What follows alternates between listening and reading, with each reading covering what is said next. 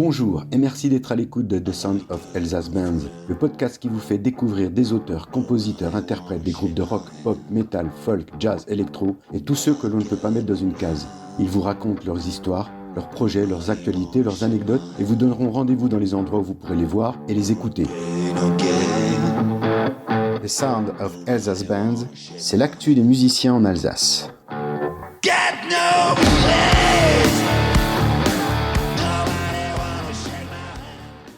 Coucou les amis, aujourd'hui je reçois Yves du groupe Still Crazy.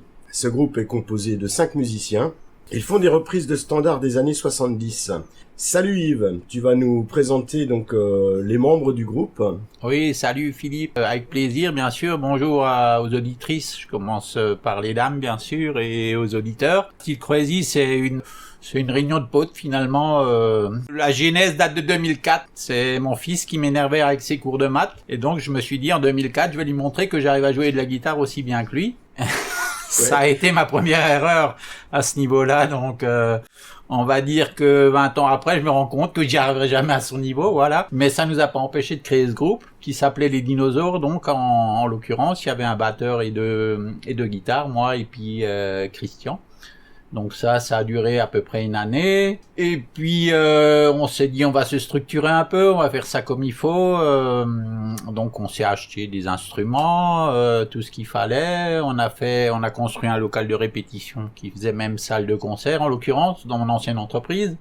Je la nommerai pas. Et puis voilà, c'est parti. Et on a recruté du monde donc pour être en line-up complet à 5 personnes. Donc chose qu'on est toujours encore à l'heure actuelle. Donc une chanteuse, un chanteur, suivant le cas, un batteur, un bassiste et une guitare solo et une guitare rythmique. Voilà, ça c'est la base. Donc bien sûr, entre 2007 et 2023, je dois humblement avouer que je suis le seul survivant survivant, physiquement, voilà. Les autres sont tous là, sauf effectivement mon premier batteur qui malheureusement est décédé, donc j'ai une petite pensée pour lui. Voilà, donc aujourd'hui on est 5, toujours encore. On a des musiciens, j'ai la chance de jouer avec des musiciens qui sont quand même exceptionnels, je vais dire. Je suis très content.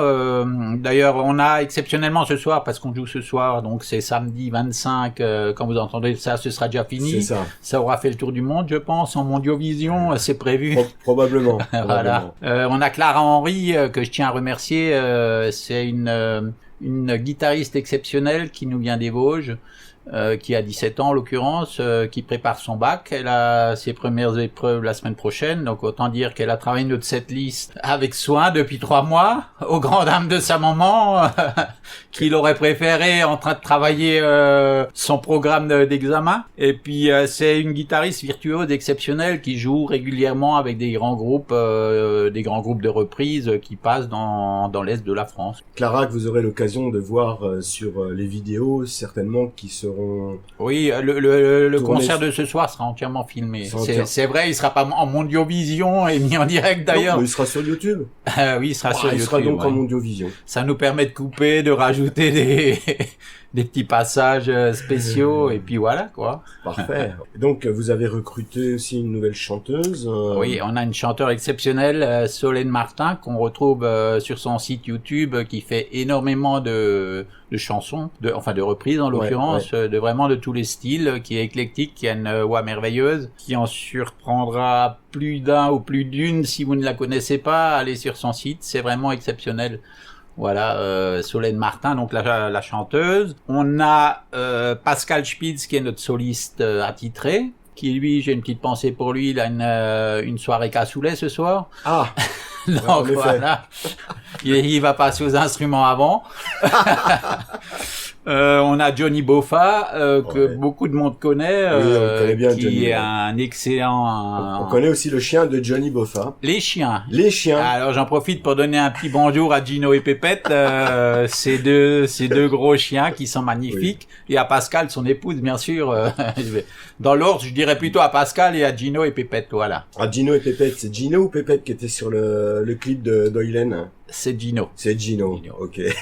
Alors, pour l'anecdote, Pépette, elle a fait la cascadeuse l'an dernier dans les Vosges. Elle nous a fait un saut de 3 mètres, 4 mètres à peu près, sans s'en rendre compte. Elle a dévalé le mur et elle est encore dévalé 20 mètres de la pente. D'accord. Donc, elles avaient pas pris de coke avant. C'était vraiment exceptionnel. Voilà. Ça, c'était la petite parenthèse animalière de. Et il nous reste donc le bassiste, Rémi Huttenschmidt, qui est connu dans la région aussi parce il joue dans quelques groupes, qui est un excellent bassiste. On l'appelle le professeur entre nous parce que il est très très très pointilleux. Il coach. Il nous coach. Il veut des choses bien précises pendant les morceaux et au bon endroit. Donc on peut compter sur lui pour être relativement près de la réalité, quoi. Parfait. Même si à la base c'était pas notre. On aimait bien arranger un petit peu les morceaux à notre sauce. Par esprit de simplicité, je vais dire, mais là, c'est vrai que maintenant... Il cherche à se rapprocher de l'original. Musicalement, il faut quand même que ça colle, quoi. D'accord. Bon, c'est un virage qui a été amorcé déjà, on va dire, il y a 2 ans, avec, on a eu un guitariste exceptionnel, Dean, un Anglais, le seul Anglais qui ne boit pas de bière, mais qui est exceptionnel au niveau guitare et qui nous a déjà cadré, qui est resté avec nous pendant 2 ans. Exceptionnel sur 2 points, donc il boit pas de bière. Oui, on va dire ça, c'est moins exceptionnel, mais il joue de la guitare merveilleusement bien, et puis voilà. Les répétitions, elles ont lieu à... Alors, on a une chance inouïe, voilà, on va rester humble.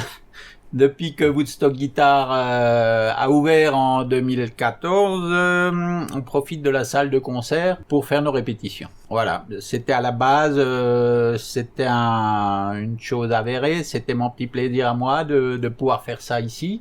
Et donc, on a des conditions de répétition parfaites. Avec voilà. Une belle scène.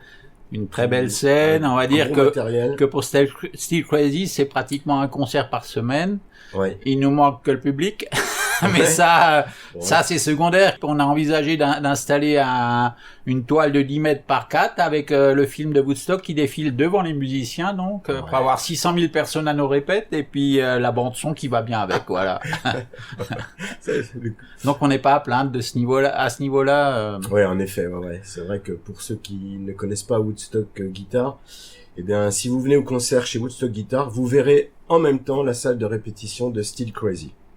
Vous démarchez comment au niveau du groupe? Alors, je vais dire une chose. Depuis le début de cette aventure, on s'est pas fixé le but de faire des concerts. C'est pas notre but principal. On en fait quelques-uns par an. Par contre, on veut faire que des concerts dans de bonnes conditions. On a décidé de pas jouer dans les bars ou dans des petits endroits où ça se passe relativement bien. C'est un choix. On a décidé. C'est ce qu'on avait sur notre premier backdrop. C'est just for fun. Donc on en a fait notre étendard. On veut bien faire des concerts, mais il faut que ce soit des belles scènes et puis des beaux endroits, on va dire, voilà. Donc pas de projet de compo, non, pas pour l'instant. Non, on avait parce on a eu pendant longtemps notre leader, c'était Monsieur Vlado, que beaucoup de monde connaît, qui a écrit des compos, qui a fait de la belle musique, mais qui voulait pas développer la chose. Voilà, donc ça, on s'en est resté là. Maintenant, on n'est pas opposé à ce que Solène puisse nous ramener une compo ou même ça reste. On est ouvert à la limite. Bien sûr, pour faire. Mais il y a tellement de morceaux de classique rock qu'on aime. Voilà, Alors, vous privilégiez plutôt de consacrer votre temps à répéter les morceaux que vous jouez. Tout à fait, on a une setlist de 40 morceaux. Donc on a déjà de quoi piocher parce que 2 heures voire plus de concert. Voilà, quand on travaille en concert, c'est généralement 1 heure ou 3/4 d'heure, donc c'est 15 morceaux maximum. Donc on travaille quand même intensément ces morceaux pendant 1 ou 2 mois avant pour essayer de sortir une prestation convenable. Mais sinon, effectivement, après dans les répètes, sur les 40 morceaux, on va dire on fait celui-là, et puis voilà, on les enchaîne. Donc c'est vraiment pour le plaisir. Et voilà, en répétition, on travaille aussi. Il y a des morceaux qui vont moins bien, donc soit on les travaille intensément, on les joue 3-4 fois dans la soirée, ou on les met de côté si ça va pas, quoi. Bien sûr. Écoute Yves, est-ce que tu as encore d'autres choses à nous dire sur Still Crazy? Disons qu'on a fait un premier concert mémorable qui est resté important à nos yeux. Ça s'est passé le 21 juin 2008 pour la fête de la musique. Donc au bout d'un an d'existence, c'était tout frais. On a squatté la place, pas la place de l'église Heintisheim, mais la place, je crois qu'elle s'appelle la place Verdun. On a fermé cette place, on a fermé la rue de Régisheim avec notre semi-remorque. On a barré la route carrément. On a après avec une demande de la mairie qui nous a autorisé à faire ça en 2008. Ah d'accord, ouais. Moi je disais squatter, je pensais que c'était un concert sauvage, mais non, non, là c'était organisé. Toute la place était bon. Les commerçants qui sont autour avaient installé des tables, des bancs. On avait mis notre semi-remorque qui barrait la rue de Régisheim. Et puis on jouait donc dans cette semi. On a eu le culot au bout d'un an de le faire. Donc ça c'est très bien passé. Ça reste un super souvenir. Ça reste un super souvenir donc avec Still Crazy, qui s'appelait déjà Still Crazy. Qui s'appelait Still Crazy, tout à fait. Ouais, après on a fait. C'est vrai que la fête de la musique, souvent on joue. On jouait avant que je m'occupe de Woodstock, parce qu'après, comme on organise la fête de la musique, on organisait, parce que là on va plus le faire. On va laisser les gens aller librement dans les rues.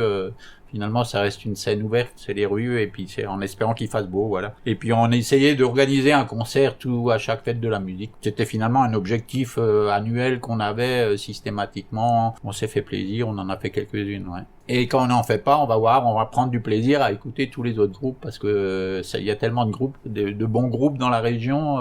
On peut les voir effectivement à faire de la musique, soit à Colmar, soit à Guebwiller, soit il y a à Mulhouse. Il y a tellement de bons groupes qu'il faut en profiter. Et quand il fait beau, c'est encore mieux. Alors effectivement, moi, à travers cette émission, ce podcast, j'ai beaucoup de demandes de groupes qui souhaitent effectivement être interviewés, et je m'aperçois en écoutant ce qu'ils m'envoient qu'il y a vraiment une scène locale très importante, mais aussi extrêmement variée, des bons groupes. Oui, il y a des très bons groupes. Localement, on a des très bons groupes. Après, malheureusement, on a de moins en moins de lieux pour qu'ils puissent se produire. Donc, c'est vrai que le Covid n'a pas aidé. Beaucoup de groupes ont arrêté, même des groupes semi-professionnels qui passaient chez nous, en l'occurrence, qui ont lâché l'affaire. Faut dire qu'en France, on était quand même super aidés au niveau musical. Tous les intermittents ont pu survivre finalement, alors que dans les pays, l'Angleterre, l'Allemagne, ils ont tous dû serrer la ceinture. Ils devaient faire autre chose parce qu'ils recevaient rien, quoi. Ouais. Donc il y a beaucoup de groupes. Je parle pas des groupes locaux, parce que des groupes locaux professionnels, il y en a pas tellement sur la région quand même. Je dirais Rosedale, Knucklehead, Last Train, celui qui a le plus de public actuellement. C'est les trois qui me viennent en scène. En tête, c'est vraiment les groupes le fer de lance dans notre style de musique. Je parle toujours du blues rock ou du rock, du dark rock pour Knucklehead. Le reste c'est des groupes, des bons groupes qui jouent très bien de la musique. Il y a des super musiciens mais qui font ça just for fun. C'est ça, pour le plaisir. On en revient à la base. Ouais. Alors Yves, toi qui joues de la guitare depuis de nombreuses années, est-ce que tu aurais un conseil pour les groupes qui débutent, des jeunes qui souhaiteraient monter un groupe je dirais que quand on débute et qu'on veut en vivre, si on veut faire ça professionnellement, faut vraiment travailler. C'est super difficile d'arriver à percer. On le voit actuellement parce qu'on soutient quelques musiciens. William Raymond, en l'occurrence, que j'appelle le King William, qui est vraiment il est pas d'Alsace, il est un peu plus loin, mais c'est vraiment pour moi, c'est le musicien. C'est mon bonhomme à ça, moi. C'est vraiment un artiste exceptionnel. Et je veux dire, je sais que c'est très difficile, il est super bon, mais pour arriver à percer, c'est super compliqué, quoi. Il faut toujours dans la musique, il faut être super bon, il faut avoir un petit coup de pouce du destin, il faut rencontrer les bonnes personnes, le bon groupe ou le bon producteur qui s'occupera du groupe, qui le fera tourner. C'est quand même, c'est pas que la musique, je veux dire, c'est aussi ce qu'il y a autour. Ça, il faut en être conscient. Et il faut tout de suite, au départ, si on veut faire cette approche professionnelle, il faut être super carré. L'image sexe, drogue et rock'n'roll, ça c'est bien quand on est arrivé. Mais pour y arriver, c'est chaud, quoi. Aujourd'hui, c'est plus trop d'actualité, on va dire. Si vraiment on veut percer... ça reste l'image d'Épinal, on va dire. C'est ça. Il faut vraiment être professionnel. C'est un travail à part entière. Tout point de vue. Après, ça reste quand même un travail...